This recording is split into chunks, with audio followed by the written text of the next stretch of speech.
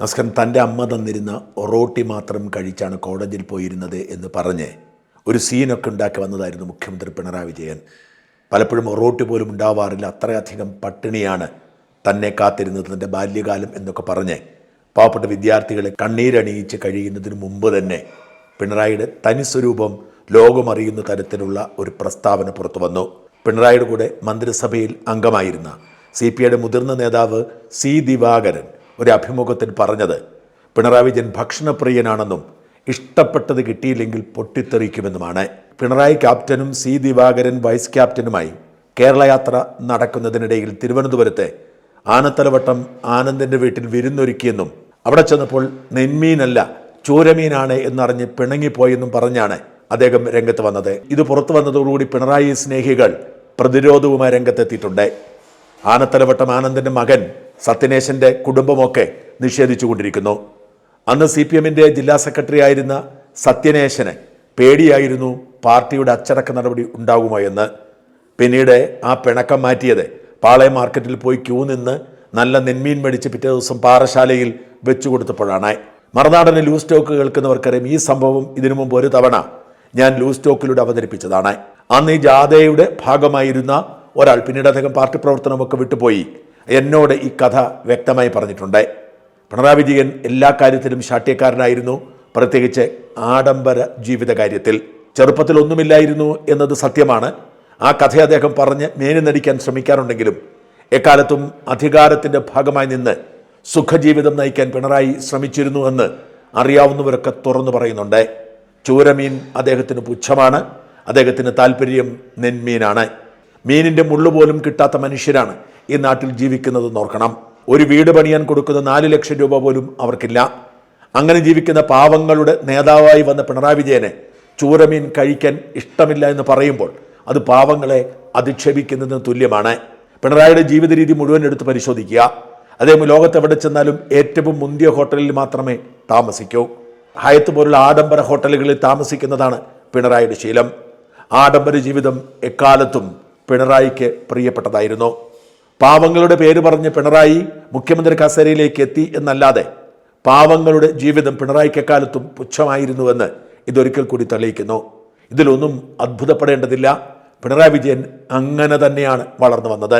പഴയ CPMകാരനും പിന്നീട് പിണറായിയുടെ ജീവിത ശൈലിയെ, രാഷ്ട്രീയ ശൈലിയെ എതിർത്ത് പുറത്തു വന്ന സഖാക്കളിൽ ഒരാളുമായ KC ഉമേഷ് ബാബു ഏഷ്യാനെറ്റ് ചർച്ചയിൽ ഇക്കാര്യം എണ്ണി പറഞ്ഞിരുന്നു.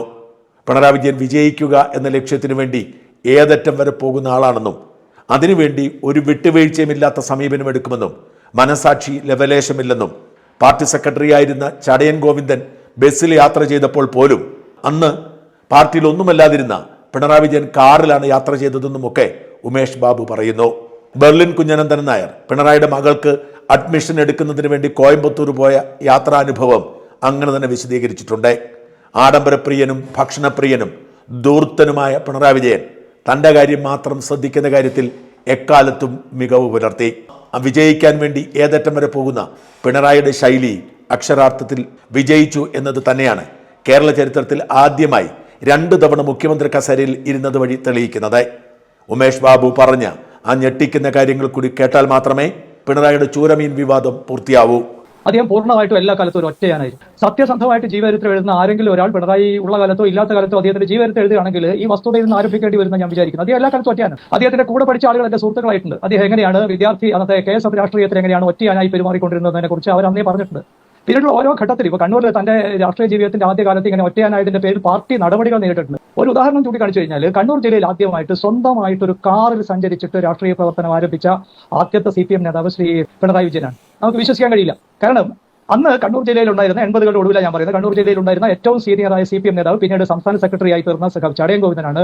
സെക്രട്ടേറിയറ്റ് അംഗമായിരിക്കെ തന്നെ അദ്ദേഹത്തെ ഞാൻ പല കൂടി കണ്ടുമുട്ടിയിട്ടുള്ളത് രാത്രി 10 മണിക്ക് കണ്ണൂർ നഗരത്തിലാണ്. ഒരു 10-10:05 സമയത്ത് കണ്ണൂർ നഗരം വഴി അദ്ദേഹത്തിന്റെ നാട്ടിലേക്ക് കടന്നു പോകുന്ന ഇപ്പോഴില്ലാത്ത ഒരു 2ാം നമ്പർ ബസ് കാത്തു നിൽക്കുന്ന ചടയൻ ഗോവിന്ദനെ ഞാൻ പല കൂടി കണ്ണൂർ നഗരത്തിൽ ആ സമയത്ത് കണ്ടിട്ടുണ്ട്. അന്ന് ഞങ്ങൾ പരസ്പരം തമാശ പറഞ്ഞിരുന്നത് ഈ സമയത്ത് ഇത് എന്താ ഇവിടെ എന്ന് നമ്മൾ പരസ്പരം ചോദിക്കുമായിരുന്നു. അത് എന്നോട് ചോദിക്കും, ഞാൻ അദ്ദേഹത്തോടും ചോദിക്കും. അക്കാലത്തും പിണറായി വിജയൻ ഒരു കാറിലാണ് സഞ്ചരിച്ചുകൊണ്ടിരുന്നത്. ഞാൻ മനസ്സിലാക്കിയെടുത്തോളം പിണറായിയുടെ ഈ രാഷ്ട്രീയ ജീവിതം ചെറിയ വയസ്സ് മുതൽ കാണുന്ന ഒരാളാണ് ഞാൻ. അദ്ദേഹത്തിന് ഒരു ഒറ്റ ലക്ഷ്യം മാത്രമേ ഉള്ളൂ. അദ്ദേഹത്തിന്റെ ഈ ഒറ്റയാൻ രാഷ്ട്രീയത്തിനകത്ത് ഒറ്റ ലക്ഷ്യം മാത്രമേ ഉള്ളൂ, ജയിക്കുക എന്നതാണ് അദ്ദേഹത്തിന്റെ ഏക ലക്ഷ്യം. അത് അദ്ദേഹത്തെ പോലെ CPM-നകത്തും കേരളത്തിലും വിജയകരമായി നടത്തിയെടുത്ത വേറെ ആരെങ്കിലും ഒരാൾ ഉണ്ടെന്ന് ഞാൻ വിചാരിക്കുന്നില്ല. അതുകൊണ്ടാണ് അദ്ദേഹം മുഖ്യമന്ത്രിയായി. അദ്ദേഹം മുഖ്യമന്ത്രിയാകാൻ ഉപയോഗിച്ച വഴി കണ്ടിട്ടില്ല. യൂട്ടേൺ തന്നെയാണ് അദ്ദേഹം എല്ലാ കാലത്തും ഉപയോഗിച്ചത്. അദ്ദേഹം VS-നെ സ്ഥാനാർത്ഥിയാക്കാതെ 2006 മുഖ്യമന്ത്രിയാവാൻ ഒരു വലിയ ശ്രമം നടത്തി. അദ്ദേഹം പരാജയപ്പെട്ടു. VS അന്ന് അതിശക്തനായിരുന്നുകൊണ്ട് അദ്ദേഹത്തിന് ജനങ്ങളെ പിടിച്ചു നിർത്തിയിട്ട് ജനങ്ങളെ കൂടെ നിർത്തിയിട്ട് ബാർഗൈൻ ചെയ്തിട്ട് നിൽക്കാൻ പറ്റി. എന്നാൽ അദ്ദേഹം 2016 മറ്റൊരു മാർഗം വേറൊരു യൂട്ടേൺ എടുത്തു. അങ്ങനെ ഫ്രോണ്ടലായിട്ട് നേർക്ക് നേരെ VS അച്യുതാനന്ദനെ ഏറ്റുമുട്ടി തോൽപ്പിക്കുക എന്ന പണിക്ക് പകരം നമ്മളെല്ലാം അങ്ങ് മത്സരിക്കുകയാണ്. മത്സരിച്ച് കഴിഞ്ഞാൽ ഭൂരിപക്ഷം കിട്ടിയാൽ VS-നെ മുഖ്യമന്ത്രിയാക്കുക എന്ന തരത്തിൽ VS-നെയും VS-ന്റെ സർവ്വ അനുയായികളെയും ഒരേപോലെ വിശ്വസിപ്പിച്ചിട്ട് അന്ന് അങ്ങനെ സംഭവിക്കില്ല എന്ന് ഉറപ്പിച്ച് VS-നോട് തന്നെ പറഞ്ഞ ഒരാളാണെന്നുള്ള വ്യക്തിപരമായ അഭിമാനം എനിക്കുണ്ട്. LDF അധികാരത്തിൽ വരികയാണെങ്കിൽ Day 1 ആദ്യത്തെ ദിവസം മുഖ്യമന്ത്രിയായിട്ട് പിണറായിയാണ് സത്യപ്രതിജ്ഞ ചെയ്യാൻ പോകുന്നതെന്നും അതുകൊണ്ട് എന്തെങ്കിലും തരത്തിൽ രാഷ്ട്രീയത്തിൽ ജയിക്കാൻ ആഗ്രഹിക്കുന്നുണ്ടെങ്കിൽ VS തെരഞ്ഞെടുപ്പിൽ മത്സരിക്കരുതെന്ന് ഉറച്ച നിലപാടെടുത്ത ഒരാളാണ് ഞാൻ. VS ഇല്ലാത്തൊരു കാലത്താണ് ഞാൻ പറയുന്നത്. അതിന്റെ ഒരുപക്ഷെ സണ്ണിക്കുട്ടി എബ്രഹാം എന്ന് പറയുന്ന പഴയ പത്രപ്രവർത്തകൻ അല്ലെങ്കിൽ ഇപ്പോഴും പത്രപ്രവർത്തകനായിരിക്കുന്ന മുതിർന്ന ഒരാൾ പറഞ്ഞത് 100% ശരിയാണ്. എനിക്കറിയാവുന്നിടത്തോളം അദ്ദേഹം എങ്ങനെയാണ് ഈ തെരഞ്ഞെടുപ്പിൽ തദ്ദേശ തെരഞ്ഞെടുപ്പിൽ തോറ്റതിനു ശേഷം പിണറായിയുടെ അസ്വസ്ഥതകൾ, അദ്ദേഹത്തിന്റെ പരിഭ്രമം, അദ്ദേഹത്തിന്റെ കിച്ചൺ ക്യാബിനറ്റിന്റെ പരിഭ്രമം അങ്ങേയറ്റമാണ്. അതുകൊണ്ടാണ് അവര് ഈ പറയുന്ന പാട്ടിനെ പിടിക്കാൻ നോക്കുന്നത്. പലതിനെയും പിടിക്കാൻ നോക്കുന്നുണ്ട്. അത് ഭയവും സംഭ്രമവും ചേർന്നിട്ടാണ്. അതിന്റെ അടുത്ത അധ്യായം ഉണ്ടാകുമെന്നാണ് പിണറായിയെ വളരെ ആഴത്തിൽ പഠിച്ചിട്ടുള്ള ഏതാണ്ട് അദ്ദേഹത്തിന്റെ സമകാലികനായിട്ട് കമ്മ്യൂണിസ്റ്റ് രാഷ്ട്രീയത്തിൽ ഒരു സുഹൃത്ത് അടുത്ത ദിവസം എന്നോട് പറഞ്ഞത്. അദ്ദേഹം എല്ലാ നാട്യങ്ങളും മാറ്റിവെച്ച് നേരിട്ട് ഇപ്പൊ പാലം പോലുള്ള സംഗതികൾ മാത്രമേ നമ്മൾ കേൾക്കുന്നുള്ളൂ. ഇതെല്ലാം മാറ്റിവെച്ചിട്ട് BJP ആയിട്ടുള്ള ഒരു തരം ബാന്ധവത്തിലേക്ക് അദ്ദേഹം നീങ്ങും. അദ്ദേഹത്തിന് ഈ പാർട്ടിയെ കൊണ്ടുപോകാൻ പറ്റുമെന്നുള്ള എനിക്ക് തർക്കമില്ല. കാരണം ആരാണ് ഈ പാർട്ടിയിൽ അദ്ദേഹത്തെ എതിർക്കുക? സിസ തോമസ് അല്ല. ഏത് ചെകുത്താനെ വേണമെങ്കിലും അദ്ദേഹം മാപ്പ് വേണമെങ്കിൽ പല്ലക്കിൽ എഴുന്നടിച്ച് കൊണ്ടുപോകും. ഇപ്പൊ അവരെ മാന്യമായി കൊണ്ടുപോയിട്ട് അവരുടെ കസേരയിലെത്തി അപ്പോൾ അവർക്ക് രജിസ്റ്റർ കൊണ്ട് കൊടുക്കുന്നു, അവർക്ക് പൂച്ചണ്ട് കൊണ്ട് കൊടുക്കുന്നു. അതിനപ്പുറത്ത് ഏത് ചെകുത്താനെ വേണമെങ്കിലും അദ്ദേഹം സ്വീകരിക്കാൻ സന്നദ്ധനാവും. 6 ലക്കറുമായിട്ട് ഒത്തുതീർപ്പുണ്ടാക്കുന്നു. എന്തും ചെയ്യും അദ്ദേഹത്തിന് ഒറ്റ ഉദ്ദേശം മാത്രമേ ഉള്ളൂ. അദ്ദേഹം ജയിച്ചുകൊണ്ടേയിരിക്കണം. അധികാരത്തിൽ നിന്ന് മാറി നിൽക്കുക എന്നുള്ളത് അദ്ദേഹത്തിന്റെ സങ്കല്പത്തിലുള്ള ഒരു കാര്യമല്ല. അദ്ദേഹത്തിന് TP ചന്ദ്രശേഖരന്റെ കൊലപാതകം എന്തുകൊണ്ടാണ് ഉണ്ടായത്? കാരണം അവിടെ ഒഞ്ചിയം എന്ന് പറയുന്നത് അദ്ദേഹത്തിന് പല നിലയിൽ പ്രധാനപ്പെട്ട സ്ഥലമാണ്. അവിടെ ജയിക്കണമെങ്കിൽ ഒരു കൊലപാതകം വേണമെങ്കിൽ അദ്ദേഹം അത് ഏർപ്പെടുത്തിയിരിക്കും. അപ്പൊ അതാണ് അദ്ദേഹം ആളുകളെയും സംവിധാനങ്ങളെയും ഉപയോഗിക്കുന്ന ഒരു സവിശേഷമായ രീതി. അതാണിപ്പോ നമ്മൾ കണ്ടുകൊണ്ടിരിക്കുന്നത്.